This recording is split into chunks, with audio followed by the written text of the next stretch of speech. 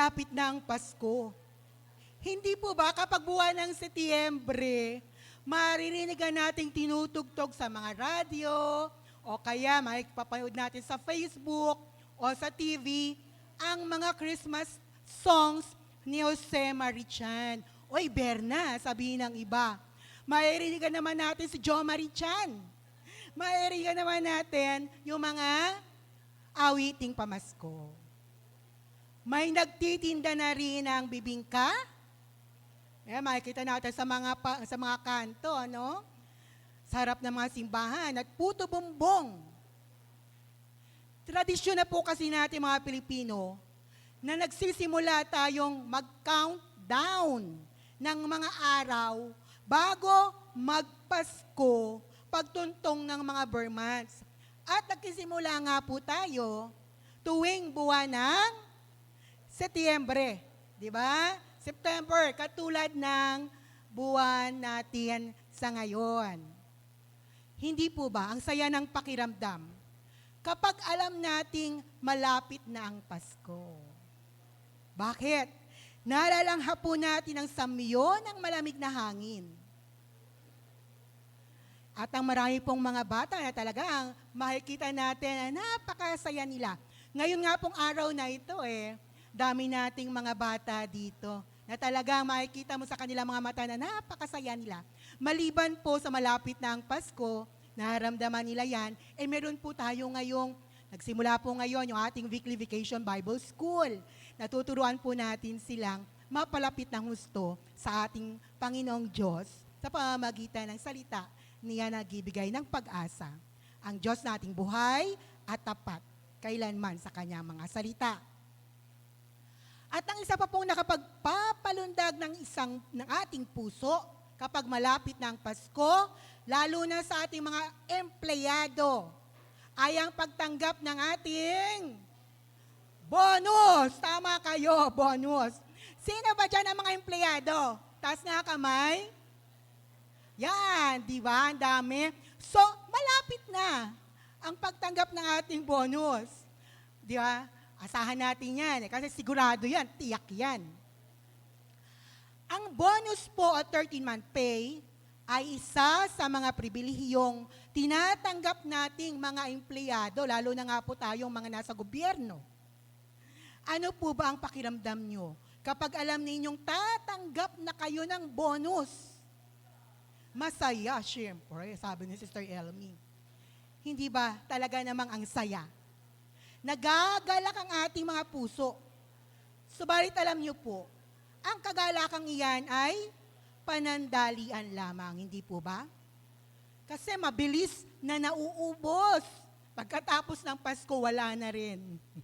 Sabay na nauubos ang ating mga bonus o 13-month pay.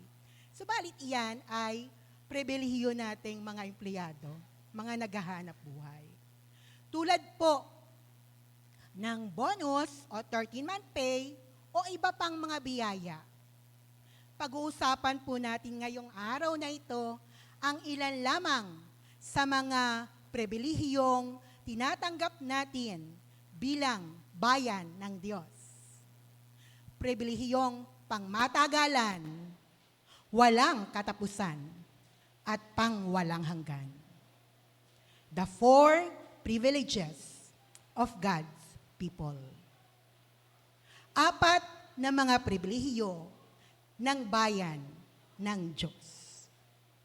Samahan niyo nga po ako sa pagbasa sa mensahe ng Diyos sa araw na ito. Ito po ay ating matatagpuan sa Book of Psalm, chapter 117, verses 1 to 2. Verse 1, praise the Lord, all you nations. Extol Him, all you peoples. For great is His love toward us, and the faithfulness of the Lord endures forever. Praise the Lord.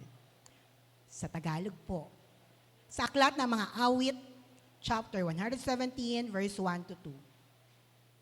Purihin si Yahweh. Dapat na purihin ng lahat ng bansa. Siya ay purihin ng lahat ng tao sa balat ng lupa. Pagkat ang pag-ibig na ukol sa ati, dakila at wagas, at ang katapatan niya'y walang wakas. Purihin si Yahweh. Sandali po nating iyuko ang ating mga ulo at tayo ay manalangin. Mapagmahal naming Alma sa langit, purihin ka po, banal naming Diyos. Sa iyo lamang nararapat ang pinakamataas na papuri at pasalamat. Maraming salamat po sa iyong kabutihan sa lahat ng tao. Maraming salamat po. At kami ay tinawag ninyong inyong bayan, inyong mga anak, na tumatanggap ng mga pribilehiyo tulad ng inyong anak. Maraming salamat po, O Diyos. Samahan niyo po kami sa pag-aaral at pagbubulay-bulay ng inyong salita sa araw na ito. Hinihiling po namin ang inyong paggabay at ang inyong banal na Espiritu Santo upang lubos naming maunawaan ang mga pribilehiyong aming tinatanggap bilang inyong bayan.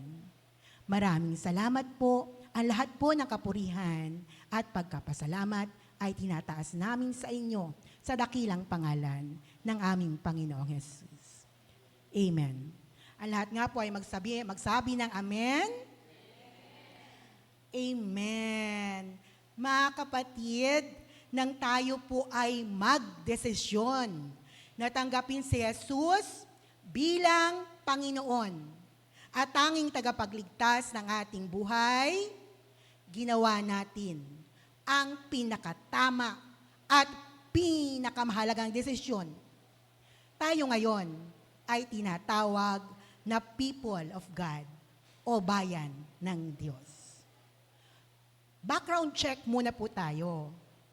Kapag sinabi po nating people of God, it is a term used in the Hebrew Bible to refer to the Israelites. Okay, yung mga Jews, sila po yun. However, in Christianity, it is used to refer to Christians. Tayo po yun. At mamaya po ay lubos po natin itong mauunawaan. Subalit ngayon po, mag-focus po tayo sa ikalawang definition. Who are the people of God? Yan. The people of God. Jesus Christ is the head of this people whose law is love of God and neighbor. Its mission is to be the salt of the earth and the light of the world. Tayo po ang asin ng lupa at liwanag ng mundo. And the seed of the possibility of unity, hope, salvation, and holiness for humanity. Dapat kung tayo ang binhi ng posibilidad ng unity, pagkakaisa, pag-asa, kaligtasan, at kabanalan, nalalaman po natin ang kahalagahan ng kingdom of God. Ano ba yung kingdom of God? It is the destiny already partially experienced on earth and fully known in heaven. Nung mga nakaraang 3 linggo po, ang mga mensaheng binigay sa atin ng Diyos sa preaching nila Kuya MJ, Kuya Jello, at ni Pastor Ray is about our purpose in life, which is to serve our Lord through our Lord Jesus Christ. Di po ba? Tanging sa Panginoong Hesukristo lamang tayo. We are the people of God. Tayo ay mga lingkod ng Diyos. Ang layunin natin, ano po yon? Maging asin ng lupa at liwanag ng nadidilimang mundo. Tayo po ay mga binhi ng posibilidad ng pagkakaisa, maging maliwanag po sa atin to. Pag-asa, kaligtasan at kabanalan para sa sangkatauhan. At bilang mga binhi ng ating Panginoong Hesukristo, kailangan nating mamunga. Pakisabi nga sa katabi mo, mamunga tayo, kapatid. Yan. To serve our purpose for the glory of God.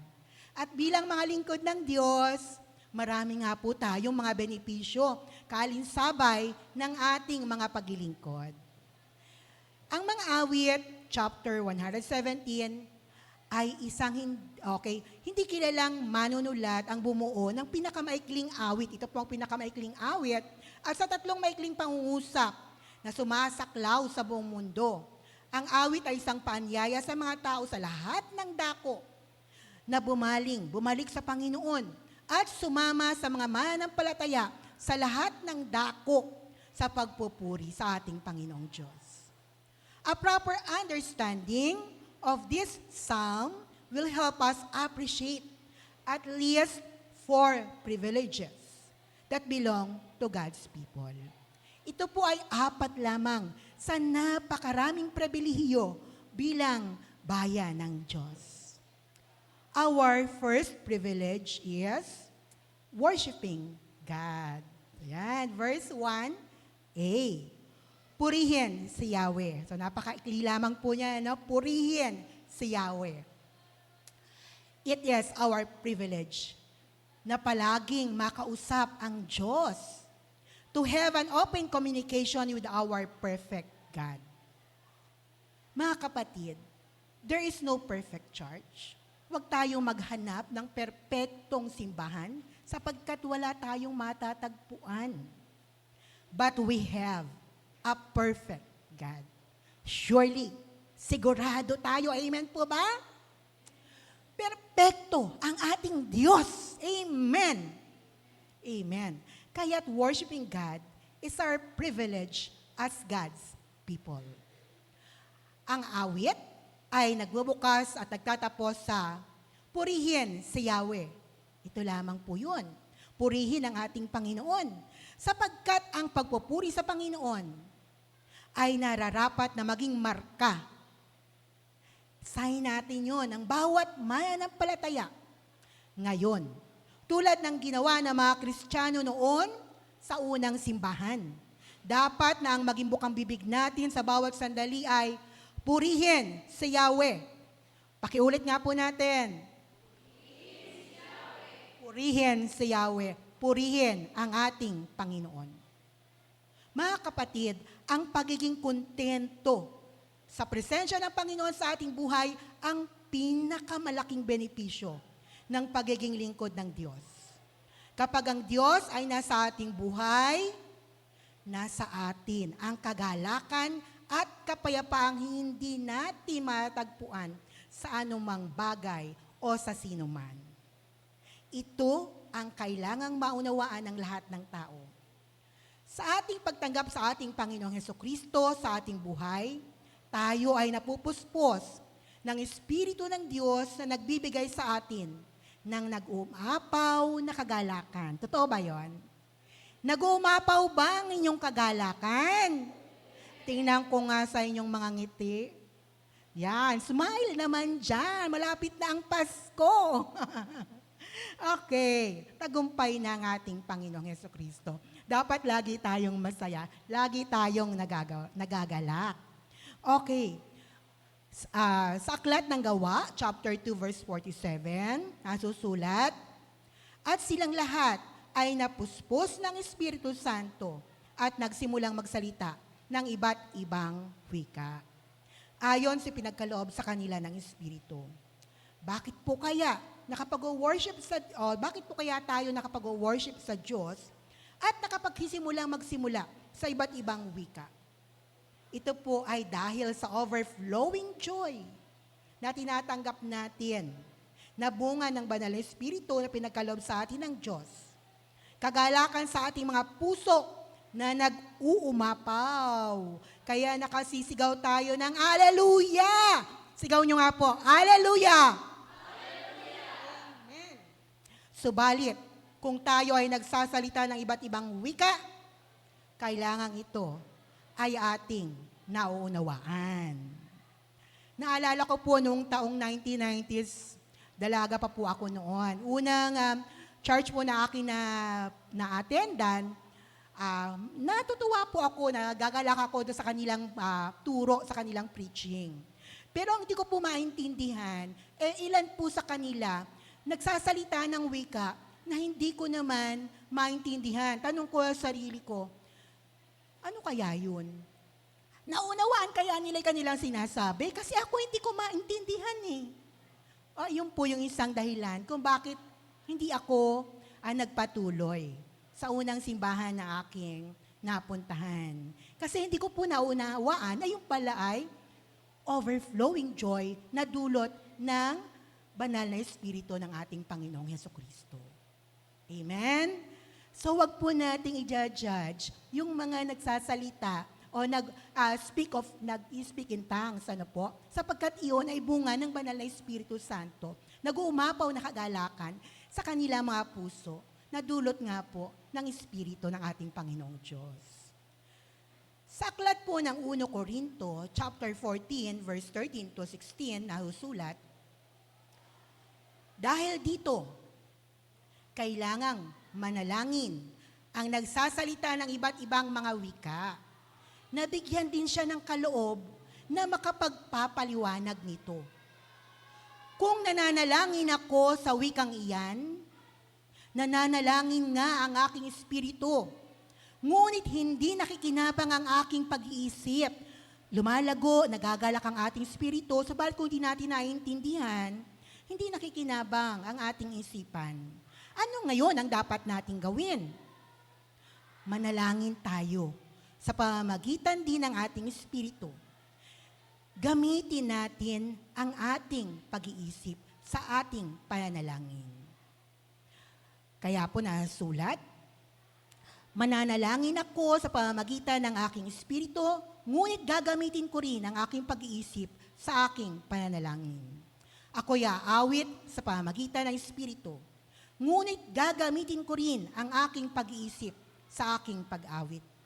Kung nagpapasalamat ka sa Diyos sa pamamagitan ng espiritu lamang, paanong makapagsasabi ng amen ang isang taong naroroon, ngunit walang gayong kaloob, kung hindi na naunawaan ang iyong sinasabi? Kaya dapat mga kapatid, maunawaan natin, hilingin din natin na maunawaan natin ang ating mga sinasabi kung tayo nagkasalita sa ibang wika, upang maipaliwanag natin ito sa mga nakikinig na walang ganong kaloob. Narito mga kapatid, yung most common Hebrew words for praise every Christian should know. Kailangang malaman din natin ito mga kapatid, upang kapag narinig natin ang isang tao na puspos sa Espiritu Santo na nag-i-speak in tongues, naiintindihan natin kung ano yung sinasabi niya. Halimbawa, yung hallelujah, alam nyo ba ibig sabihin yan? Sabihin nga natin ulit, hallelujah. Hallelujah. Okay, ang hallelujah po ay galing sa Hebrew word na halel. Halel, yan ha. Halal or halal. Ibig sabihin, to shine, to boast, to celebrate, to act clamorously foolish and praise. Diba? Nagpupuri tayo sa ating Panginoon. It is the root word for hallelujah. A combination of alel or alal plus Yahweh. Kaya pala naging hallelujah kasi alel plus Yahweh. Yan. Kaya hallelujah, ang ibig sabihin, purihin ang Panginoon. Maliwanag na po sa atin yon. Sabihin nga po natin ulit, hallelujah! Hallelujah! Purihin ang Panginoon. Purihin si Yahweh. Ayan. Ngayon, maliwanag na sa atin yan. Number 2, tehila. From the singing of halals. Yan. To sing or laud. Often perceived to involve music. So may awitan na to pag tehila. Kasi kapag hallelujah, pwedeng pasalita lamang. Pero kapag tehila na, may music na. Especially singing hymns and songs of praise. A time of spontaneous instruction to bring forth light and celebration through singing, shouting, and making holy noises. Nag-iingay tayo, pero may kabanalan yung ating pag-iingay. Okay, yun yung tahila. Number 3, zamar. Sabihin nyo nga, zamar. Okay, ibig sabihin, to pluck the strings of an instrument. So, may instrumento na to, to sing, to praise, joyful expressions of music with instruments. So, may instrument na yung zamar. Number 4, yada or yoda. An extension of the hand. To worship with an extended hand, to lift the hands. Gawin nga po natin, yada, yoda. Itaas natin ang ating mga kamay. So, yan ang ibig sabihin ng yada, yoda. Sabihin po natin, yada, yoda. Ayan. So, yun, extension of the hand. Worship with an extended hand. Okay. Number 5, toda. Oh, hindi ito yung sa tricycle, toda, ha? Okay. Toda or toda. Okay? An extension of the hand in adoration and an open statement of affirmation. Frank acknowledgement or acceptance. Para din itong Yoda, no? It is like Yoda but more specific. We raise our hands to give thanksgiving. Nagpapasalamat na tayo sa Diyos. It is praise-filled acknowledgement that God is omnipotent, almighty, sovereign, all-powerful, divine, capable, powerful, supreme. So siya ay pinakamakapangyarihan and constantly at work in our lives.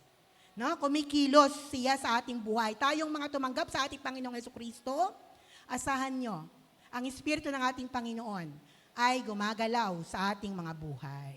Yan. Number 6, shabak. Sabihin nyo nga, shabak. To shout, pagsigaw. To address in a loud tone. To triumph, tagumpay na. Sigaw nga. Tagumpay na. Humihina. Tagumpay na. Shabak. Okay, shabak. Okay, tagumpay na ang ating Panginoong Jesucristo. Dapat natin niyang i-celebrate. Dapat natin niyang ipagdiwang.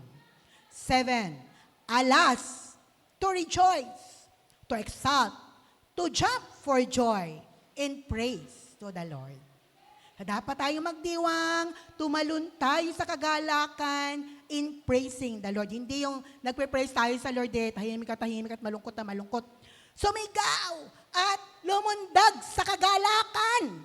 Okay, ganon ang alas. Pwede bang tumayo tayo para hindi tayo masyadong nangangawit sa ating pagkakaupo? Rejoice! Jump for joy in praising the Lord. Sabihin natin, tumalon tayo, sumigaw tayo, alas! Sige, tayo. Okay, para sumigla yung ating katawan, nag-circulate ang ating dugo. Sige, talon, alas! Pagsabay, alas! Alas! Alas! Okay, praise the Lord. Purihin po natin ang ating Panginoon. Thank you. Okay, yan ang ating alas. No? Ka-seventh word. Palakpakan nga po natin muli ang ating Panginoong Jesucristo.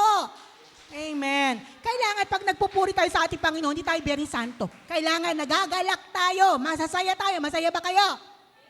Amen. Okay. Next, number 8. Barak. Ibig sabihin naman ito, to kneel, ang pagluhod, to bless God as an act of adoration. Hanggat maaari po sana, pag nananalangin tayo, na tayo nasa loob ng isang kwarto lamang, nakaluhod tayo. No po? Bilang pag-adore natin, pagsamba natin sa ating Panginoon, sa Diyos Ama sa langit, nakaluhod tayo. No? It means blessed, a blessing.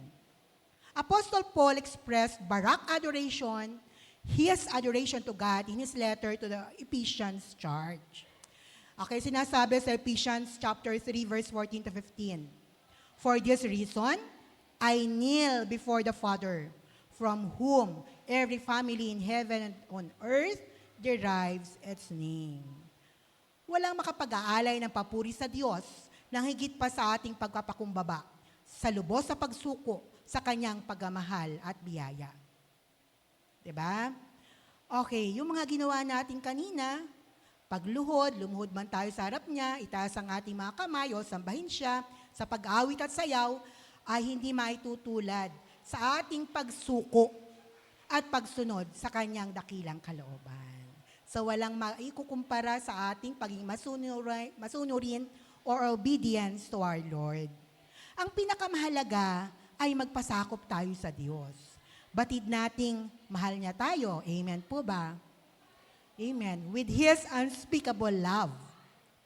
Pagmamahal na nagtulak sa kanyang anak na mag-alay ng kanyang buhay sa krus para sa ating lahat. Dahil doon, siya lamang ang karapat-dapat sa lahat ng walang hanggang papuri. Hallelujah. Sigaw po natin ulit. Hallelujah. Purihin ang Panginoon. Amen. So dapat lagi nating binibigkas ang pagpupuri sa ating Panginoong Diyos. Tandaan natin, iyan ang tanda nating mga Kristiyano. Lagi tayo nagpupuri, hindi tayo mareklamo. Sumusunod tayo sa kalooban nating Panginoon at tayo ay laging nagpupuri sa kanyang kabutihan. Our second privilege is sharing the gospel. Verse 1b. Okay? Dapat na purihin ng lahat ng bansa. Siya ay purihin ng lahat ng tao sa balat na lupa. Ang simbahan ngayon ay kailangan dalhin ang liwanag ng Ebanghelyo sa buong mundo. At tayong mga Kristiyano nga po iyon. We are the ambassadors of Christ. Tayo ang bayan ng Diyos. Tayo ang tagapaghatid ng magandang balita ng ating Panginoon sa lahat ng tao sa balat ng lupa. Sa aklat po ng Gawa, chapter 13, verse 47, ganito ang inuutos sa amin ng Panginoon. Inilagay kitang liwanag sa mga hentil upang magdala ng kaligtasan hanggang sa dulo ng daigdig. Mga kapatid, tayo po ay liwanag ng mga hentil. Tayo po yun, po, yung ating kapwa. Upang magdala, dadalhin natin, yung pong ginagawa nating evangelism, dinadala natin ang kaligtasan sa bawat lugar na ating pinupuntahan. Kanina po, binanggit ko na unawain natin ang salitang people of God. Na po, bilang mga Kristiyano, kailangan po natin itong maunawaan. Bakit tayo tinatawag na bayan ng Diyos o people of God? Matatagpuan po natin iyan sa aklat ng Efeso, chapter 2, verse 11 to 22. Medyo mahaba po ito, pero pag-aralan po natin mabuti para maunawaan natin. Pinag-isa kay Kristo. Basahin ko po, Okay, verse 11. Kaya't alalahanin ninyo ang dati ninyong kalagayan. Kayo'y ipinanganak na mga hentil. Tayo po yon. At dituli. Ang tawag sa inyo ng mga Hudyo. Ang mga Hudyo naman ay tinatawag na mga tuli dahil sa ginagawa sa kanilang katawan. Noong panahong iyon, hiwalay kayo kay Kristo. Hindi tayo kabilang sa bayang Israel. At hindi saklaw ng tipan na nababatay sa mga pangako ng Diyos. Nooy nabubuhay kayo sa mundo ng walang pag-asa at walang Diyos. Ngunit ngayon, dahil sa inyong pakikipag-isa kay Kristo Jesus, kayo na dati malayo ay inilapit sa pamamagitan ng dugo ni Kristo. Sapagkat si Kristo mismo ang nagbigay sa atin ng kapayapaan dahil pinag-isa niya ang mga Hudyo at mga hentil. Sa pamamagitan ng kanyang katawan, giniba niya ang pader ng alitan na naghihiwalay sa atin. Pinawalang bisa niya ang kautusan, kasama ang mga utos at mga alituntunin nito upang mula sa dalawang lahi ay makalikha siya ng isang bagong bayan na nakipag-isa sa kanya at sa gayon ay magkaroon ng kapayapaan. Sa pamamagitan ng kanyang kamatayan sa krus, winakasan niya ang kanilang alitan. Pinagkasundo sila sa Diyos at pinagbuklod sa iisang katawan. Naparito nga si Kristo at pinangaral niya sa lahat ang magandang balita ng kapayapaan sa inyong mga hentil na nooy malalayo at sa mga Hudyo na malalapit. Dahil kay Kristo tayong lahat ay nakakalapit sa Ama sa pamamagitan ng isang Espiritu. Sa makatuwid, hindi na kayo mga dayuhan o taga-ibang bansa, kundi mga kababayan na ng mga hinirang ng Diyos at kabilang sa kanyang sambahayan. Tulad ng isang gusali, kayo itinayo sa pundasyong inilagay ng mga apostol at mga propeta. na ang batong panulukan ay si Kristo Jesus. Sa pamamagitan niya, ang bawat bahagi ng gusali ay nagkakaugnay-ugnay at nagiging isang templo na nakatalaga sa Panginoon. Dahil din sa inyong pakikipag-isa sa Kanya, kayo man ay sama-sama ang itinatayo bilang tahanan ng Diyos sa pamamagitan ng Espiritu. Amen? Mga kapatid, tayo ay pinanganak na mga hentil. Subalit, purihin natin ang Diyos dahil kay Kristo Jesus, tayong lahat ay may pag-asa na. Tayo ay mga kabilang na sa bayan ng Diyos. Kaya tayo ay magpuri. Palakpakan nga po natin ang ating Panginoong Hesukristo. Amen. Ipamalita natin ang magandang balitang ito. Share the gospel of salvation. Ipahayag natin ang katiyakan ng kaligtasan sa pamamagitan ng pananampalataya sa ating Panginoong Hesukristo. Yada, sambahin natin ang Diyos. Itaas po natin ang ating mga kamay at purihin natin ang ating makapangyarihang Diyos. Itaas na po natin. Okay, palakpakan natin ang ating Panginoong Diyos. Glory to our Lord Jesus Christ. Glory to God. Our third privilege is depending on God's great love. Verse 2a. Amen? Okay, ang pag-ibig ng Diyos sa ating lahat. Pagkat ang pag-ibig na ukol sa ating dakila at wagas, at ang katapatan niya ay walang wakas. Magtiwala po tayo sa dakila at wagas sa pag-ibig sa atin ng Diyos, sapagkat hindi niya tayo iiwan o pababayaan kailanman. Tapat siya sa kanyang mga pangako. Aklat ng mga Panaghoy, chapter 3, verse 22. Pag-ibig mo, Yahweh, ay hindi nagmamaliw. Kahabagan mo'y walang kapantay.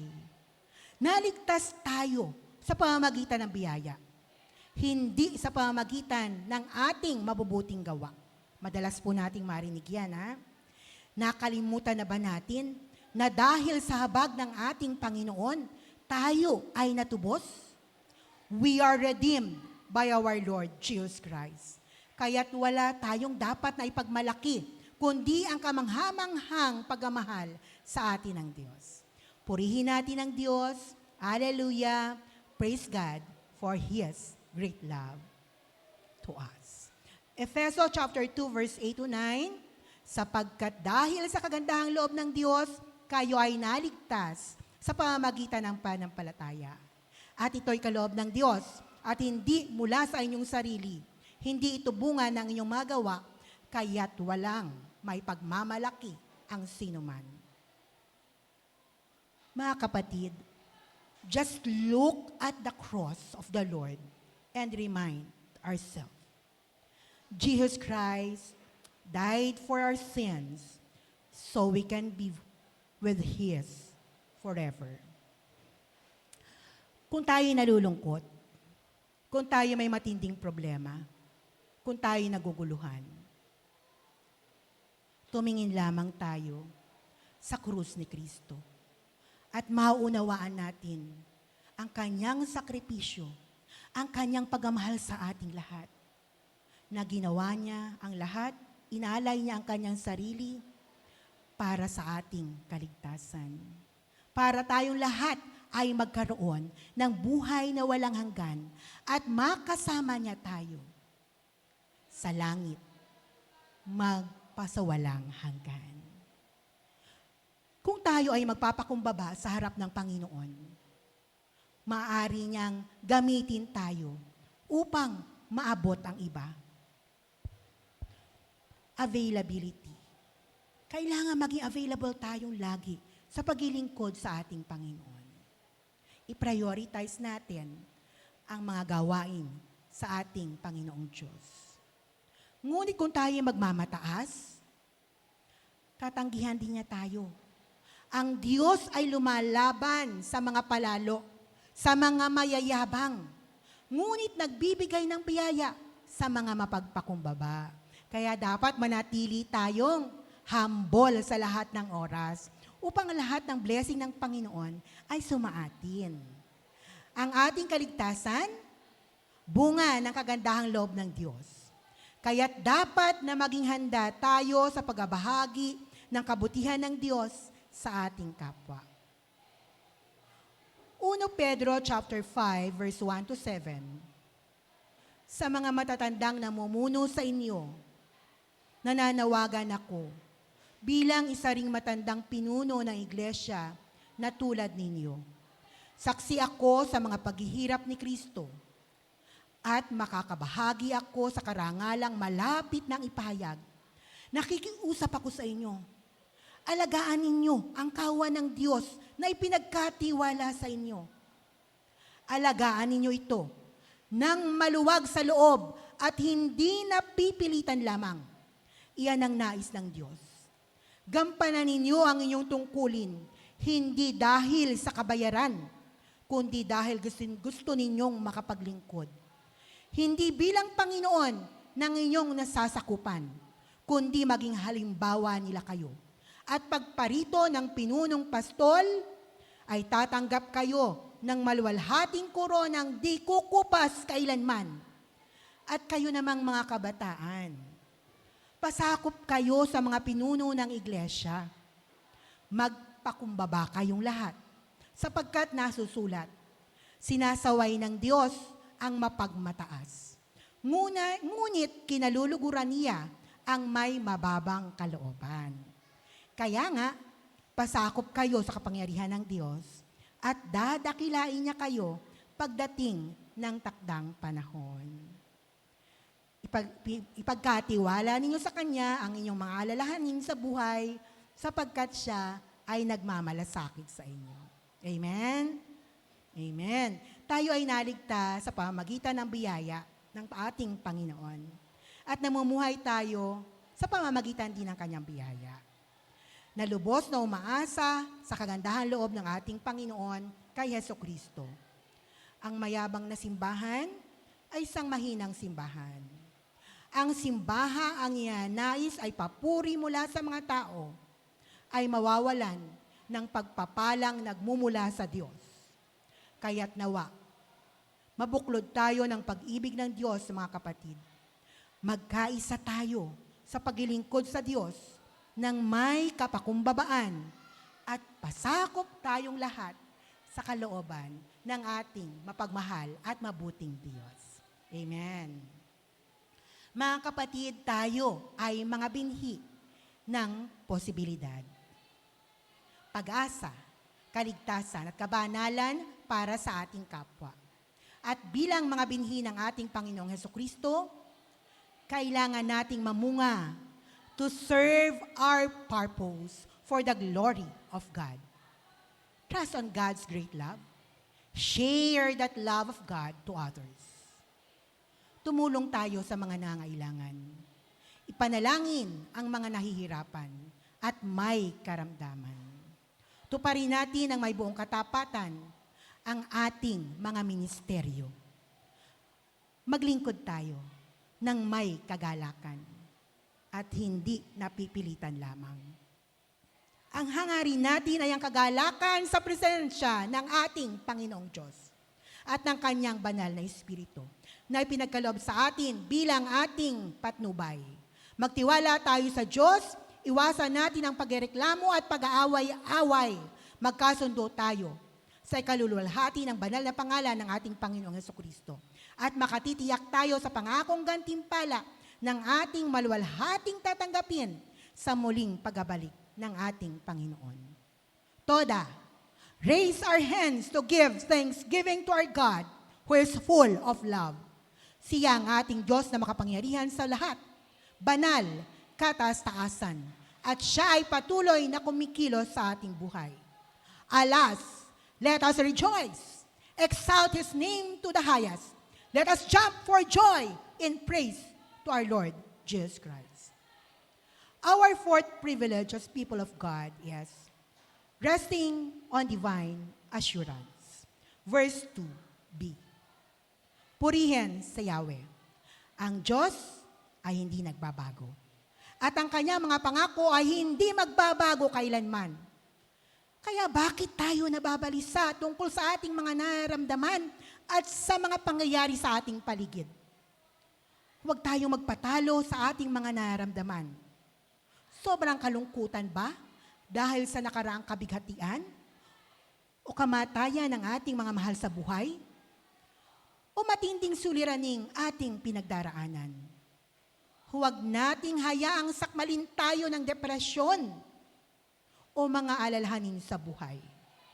Huwag tayong matakot sa mga panganib na darating. Bagyo, pagbaha, lindol, sunog, aksidente, sakit, gutom o giyera. Ang ating Diyos ay tapat sa kanyang mga pangako. Hindi niya tayo iiwan o pababayaan man. Iyan ang ating panghawakan, mga kapatid. Tayo ay mga bayan na ng Diyos. Magkaroon tayo ng kapayapaan sa ating mga puso. Magtiwala tayo sa Diyos. Hindi niya tayo pababayaan. Aklat ng Deuteronomio chapter 31 verse 8, si Yahweh ang mangunguna sa iyo. Sasamahan ka niya, hindi ka niya bibiguin o pababayaan man. Kaya't huwag kang matakot, ni panghinaan ang loob. Lakasan po natin ang ating mga loob, mga kapatid. Sasamahan tayo ng Diyos, katulad ni Jesus. Maging asin tayo ng lupa at liwanag ng mundo. Huwag tayong mapagod sa pagbabahagi ng salita ng ating Panginoon. Ito ang salita na magbibigay ng kaligtasan sa lahat ng tao. Salita ng Diyos na magbibigay ng pag-asa sa lahat ng mga nawawalan nito. Salita ng Diyos na ating magiging kagalakan sa bawat sandali. Salita ng Diyos na magbibigay sa atin ng mga benepisyong magpupuri sa ating Panginoong Diyos. Aklat ng mga Hebreo chapter 13 verse 5 to 6. Huwag kayong magmukhang pera at masiyahan kayo sa anumang nasa inyo. Sapagkat sinabi ng Diyos, hindi kita iiwan ni pababayaan man. Kaya't buong tapang nating masasabi, ang Panginoon ang tumutulong sa akin. Hindi ako matatakot. Ano ang magagawa sa akin ng tao? Sumunod lamang tayo sa dakilang kalooban ng Diyos. Huwag tayong mag-alala sa kinabukasan. Dapat nating tandaan na mayaman ang ating Panginoong Diyos. Sa Kanya ang lahat ng bagay. Kahit hindi niya tayo pagkukulangin sa anumang bagay. Hindi tayo dapat na mag-atubili na sundin ang ating Panginoon sapagkat sagana siya sa katapatan. Pagtiwalaan natin ang mga pangako ng Diyos. Kasama natin ang Diyos. Kung tinatawag tayo ng Diyos na gumawa ng isang bagay, tapat siya upang tulungan tayong gawin ito. Ang kailangan natin gawin, tumugon tayo sa kanyang panawagan sa atin. Pakisabi nga po, yes, Lord. Yes, Lord. Lagi tayong sumagot ng oo sa ating Panginoong Diyos. Huwag tayong tatanggi. Sapagkat tutulungan tayo ng ating Panginoong Diyos sa pamamagitan ng kanyang banal na Espiritu Santo. Magpakasipag tayo sa paglilingkod at ang Diyos na sagana sa lahat ng bagay ang magbibigay sa atin ng ating mga pangailangan. 1 Thessalonica chapter 5 verse 23 to 24. Naway lubusan kayong gawing banal ng Diyos na siyang nagbibigay ng kapayapaan.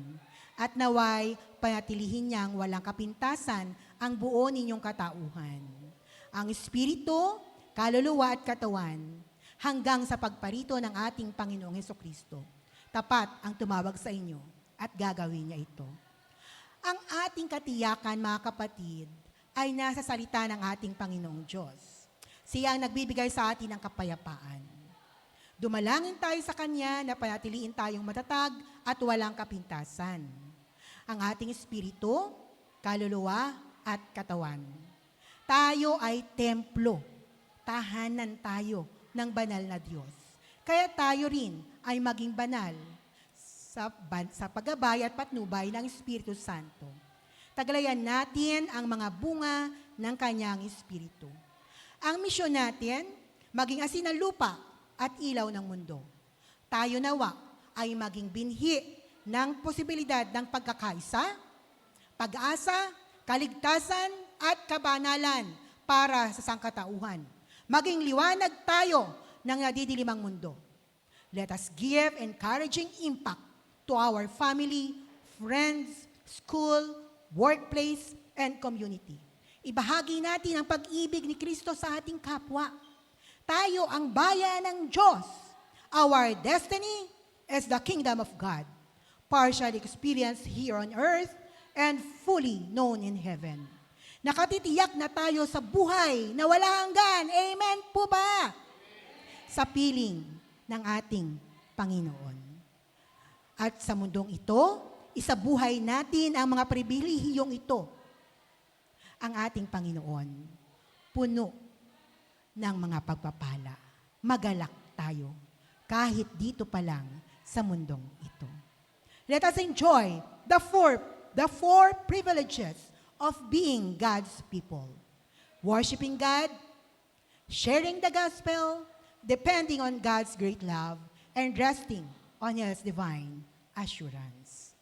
Barak, let us express Barak adoration to God, for He alone is worthy for all praises and glory. Purihin si Yahweh. Purihin natin ang Diyos. Palakpakan nga po natin muli ang ating Panginoon.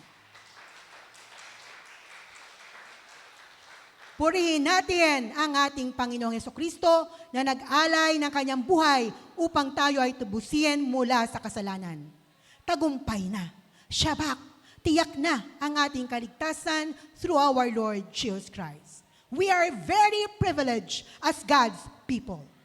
Praise the Lord, all you nations. Extol Him, all you peoples. For great is love toward us, and the faithfulness of the Lord endures forever. Praise the Lord. Let us all stand and praise our good Lord. Manalangin po tayo.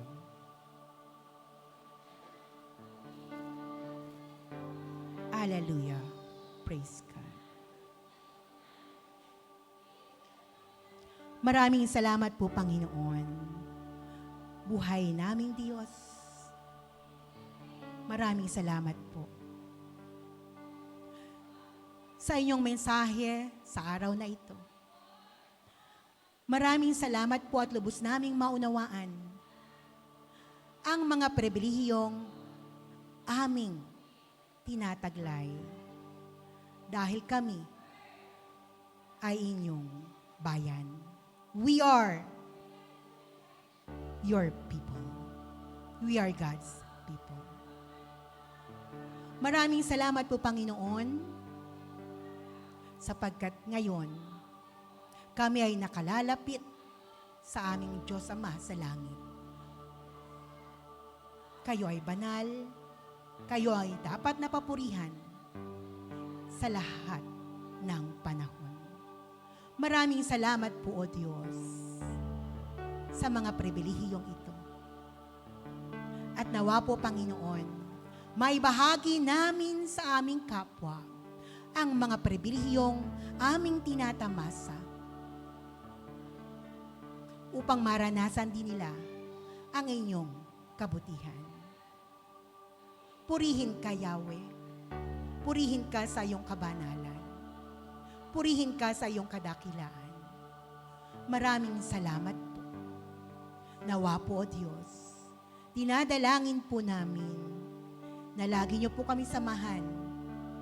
Samahan niyo po kami sa pamamagitan ng iyong banal na Espiritu Santo upang ang mga pribilehiyong ito ay matagumpay naming maibahagi sa aming kapwa.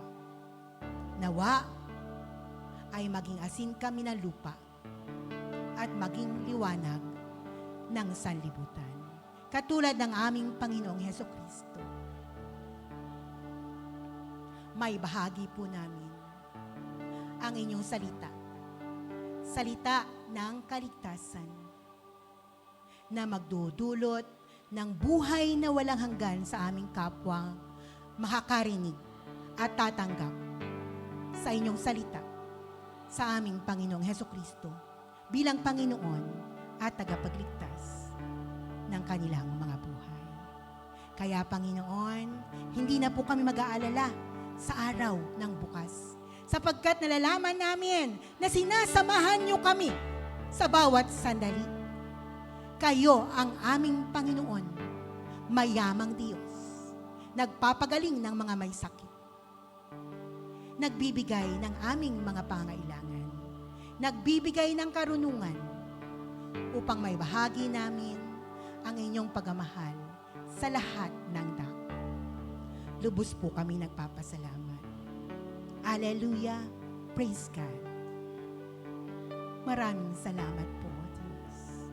Samahan niyo po kami na taglayin namin ng may katagumpayan ang mga pribilehiyong ito mula sa araw na ito hanggang sa muling pagbabalik ng aming Panginoong Hesukristo.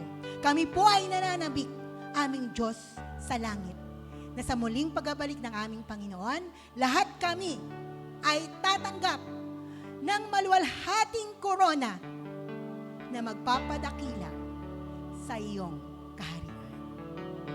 Maraming salamat po, O Diyos, nagagalak po kami at patuloy na mag-aalay sa inyo ng papuri. Purihin ka, Yahweh. Napakabuti ninyo sa aming mga buhay. Kami ay inyong bayan. Kami ay inyong lingkod na patuloy na susunod sa inyong dakilang kalooban. Pagkalooban niyo po kami ng karunungan, kalakasan ng aming espiritual at ng aming pisikal na katawan upang makasunod sa inyong banal na utos. Maraming salamat po, O Diyos, sa inyo lamang po nararapat ang pinakamataas na papuri at pasasalamat. Purihin ka, Yahweh, purihin ang aming Panginoong Hesukristo. Maraming salamat po. Ang lahat po ng ito ay aming dinadalangin sama-sama with unity and love through our Lord and Savior, our Lord, Jesus Christ. Everybody say Amen! Purihin natin ang ating Panginoong Diyos. Hallelujah! Praise God. Maraming salamat po.